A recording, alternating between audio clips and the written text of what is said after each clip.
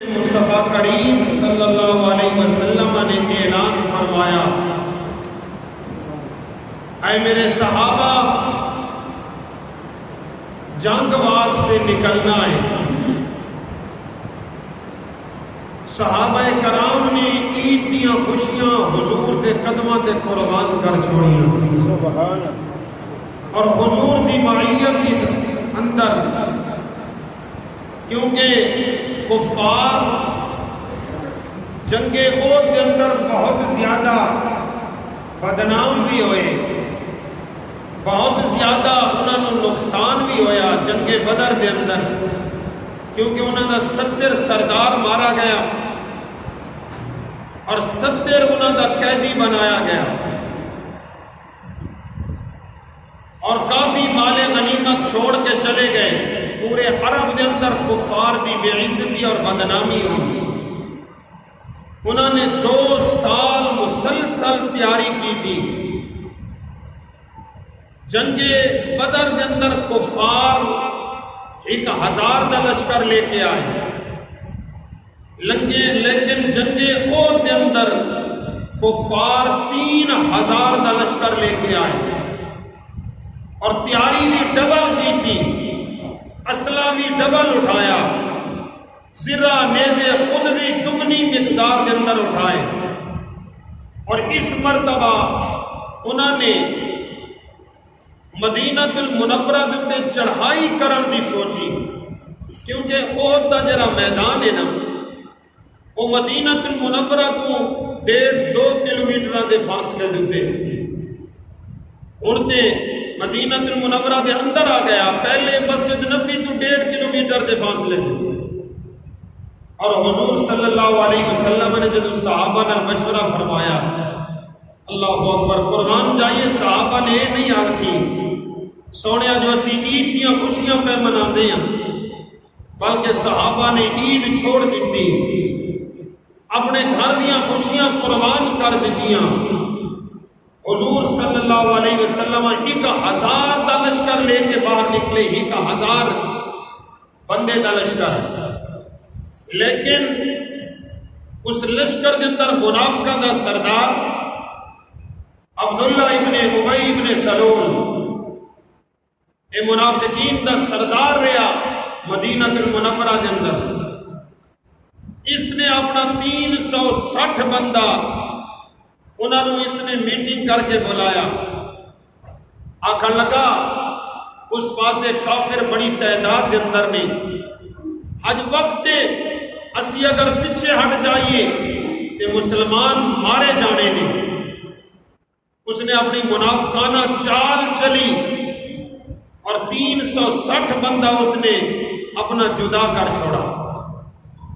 حضور صلی اللہ علیہ وسلم دی فوج کے اندر 600-650 بندہ باقی بچ گیا، اور پیارے آقا صلی اللہ علیہ وسلم جدو عبداللہ ابن سلول دی گل لکھی کہ صحابہ نے عرض کی تھی، سونیا پریشان نہیں ہونا، شکر ہے کہ وہ منافق دا سانو پہلے پتہ چل گیا ہے، نہیں تو اس نے میدان جنگ کے اندر سانو ذلیل و رسوا کا بڑھائی۔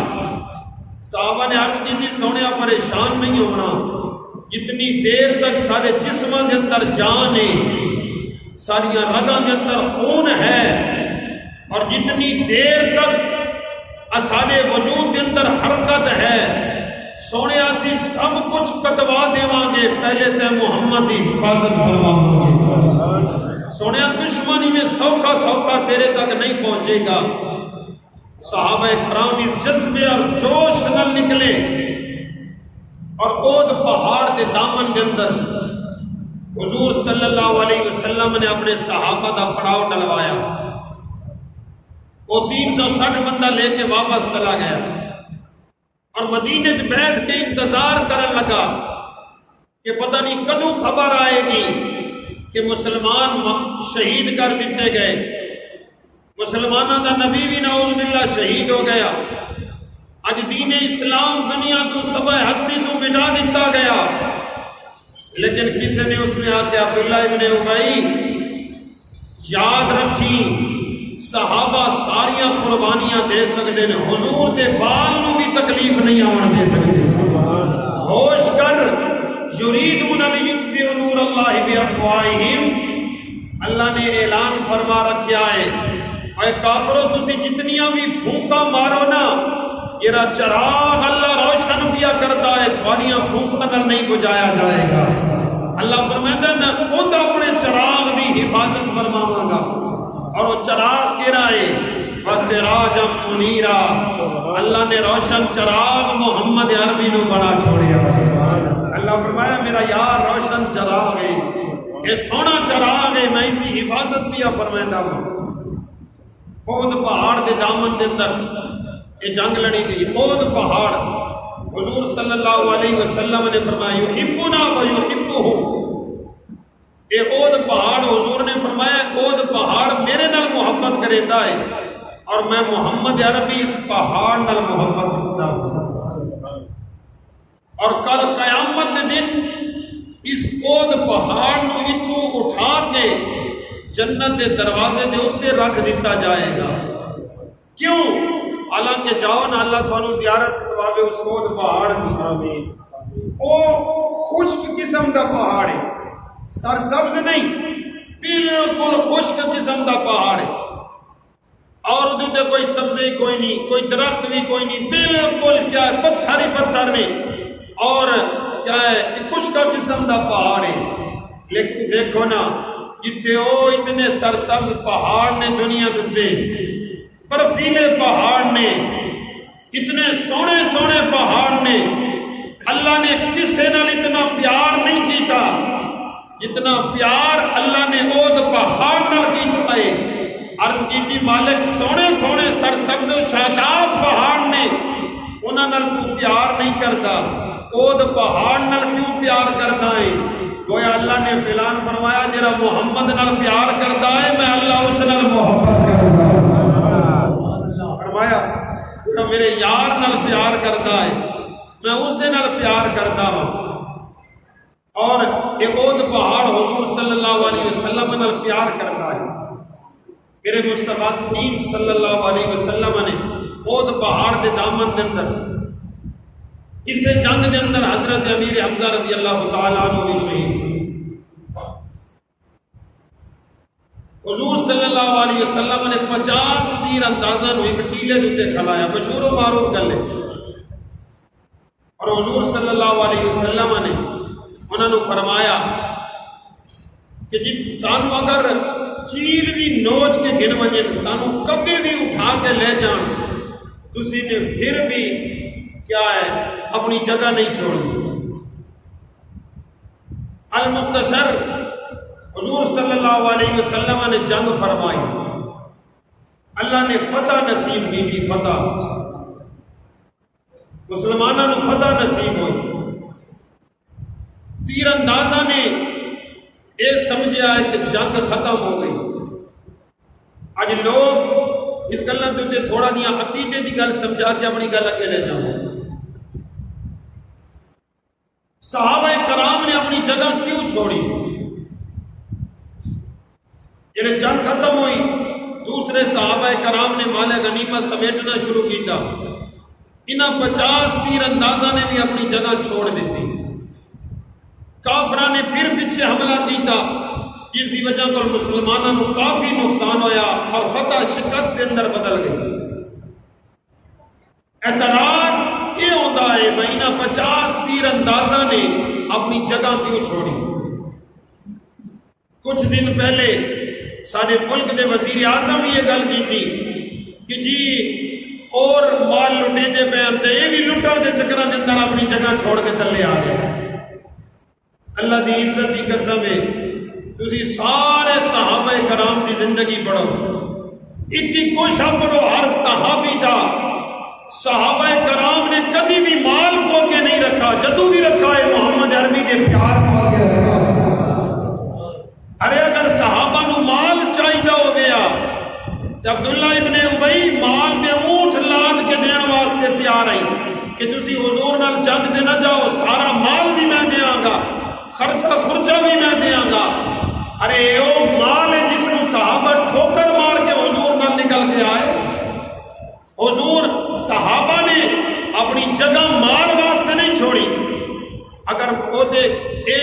سمجھا بھائی جس نے جیڑی شے چاہ دی تھی اسے دی نہیں. جدوں بھی آپ تاریخ دا مطالعہ کرو، جدوں بھی کتھائی جنگ ہوئی نا اور اللہ نے مسلمانوں نے فتح نصیب کی تھی، سارا مال غنیمت جتنا بھی کافر چھوڑ کے بہنے ہیں وہ سارا جمع کر کے حضور دے قدمہ چ رکھ دیتا جاندا ہے، اور حضور ایک سپاہی نو ایک مجاہد نو اپنا اپنا حصہ نصیب فرمائے. اے تے صحابہ کرام کو کنفرم آئی کہ اسی اگر اتنے کھلوئیے یا تلے جا کے مال جمع کریے، حضور نے سارا حصہ ضروری رکھنا ہے. صحابہ نے مال دے پیچھے اپنی جگہ نہیں چھوڑی، بلکہ اس کے اندر اللہ رب العزت کی حکمت، اللہ تعالیٰ کی بے پناہ حکمتاں نے اس کے اندر، اور اللہ تعالیٰ کی معیشت اور ارادے نال سارا فیل ہویا ہے.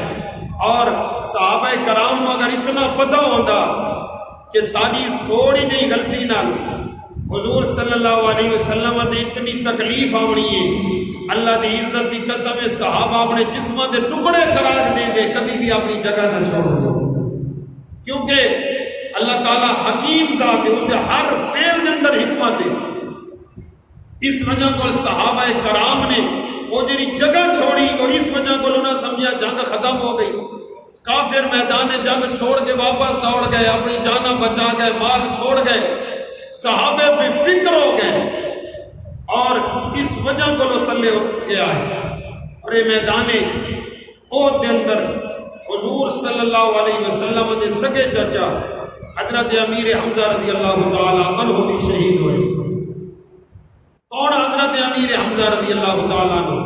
جنہیں حضور دی طاقت، جس نو حضور نال پیار، حضور دے سگے چچا حضرت امیر حمزہ رضی اللہ تعالیٰ. دردناک شہادت آپ دی اس جنگ دے اندر، کیونکہ 2 سال پہلے جدو واقعہ بدر ہویا نا، بدر دی جنگ ہوئی، کافر جدو لوٹ کے مکے گئے نا، انہوں نے ایک میٹنگ بلوائی. اس میٹنگ کے اندر انہوں نے مشورہ کیتا بھائی ساری جڑا جانی نقصان ہویا ہے، مسلمانوں نے کس بندے نے اتنی بہادری نال جنگ کی تھی کہ سارا 70 سردار شہید ہو گیا.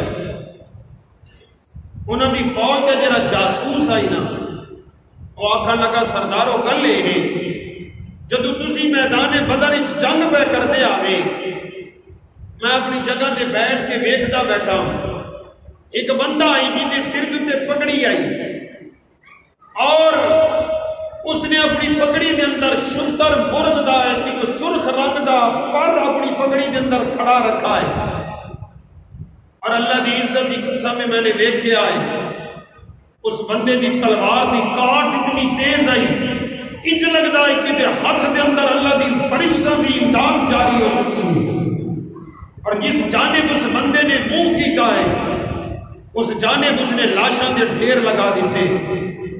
ابھی سفیان آکھن لگا جاؤ ایک جاسوس نو بھیجا، جاؤ پتہ کرو یہ کون ہے سرخ رنگ دا پر رکھ کے جنگ کرنے والا. جاسوس جدو مدینہ المنورہ پہنچا نا جنگ بدر کے بعد، اس نے معلومات دنیا پتہ چلا کہ سرخ رنگ دا مور دا پن رنگ رکھ کے جنگ کرنے والے صدیق اکبر بھی نن، حضرت عمر فاروق بھی نن، حضرت علی المرتضی بھی نن، حضرت عثمان غنی بھی نن، طلحہ و زبیر بھی نن، سعد و سعید بھی نن. اس نے پوچھا لوگوں بہادر بندہ جس نے حضور دی محبت کے اندر ایسی جنگ کی تھی کہ عرب نے ایسا نظارہ پہلے نہیں دیکھا، عرب نے ایسی بہادری پہلے نہیں دیکھی. کہ مدینے دے لوگاں نے دسیا لوگو اللہ دی عزت دی قسم ہے یہ پگڑی دے اوتے سرخ رنگ دا پر رکھن والا اور کوئی نہیں، حضور دا سگا چچا حضرت امیر حمزہ رضی اللہ تعالی، جس نو اسد اللہ بھی آکھا گیا، اللہ دا شیر بھی جس نو آکھا گیا.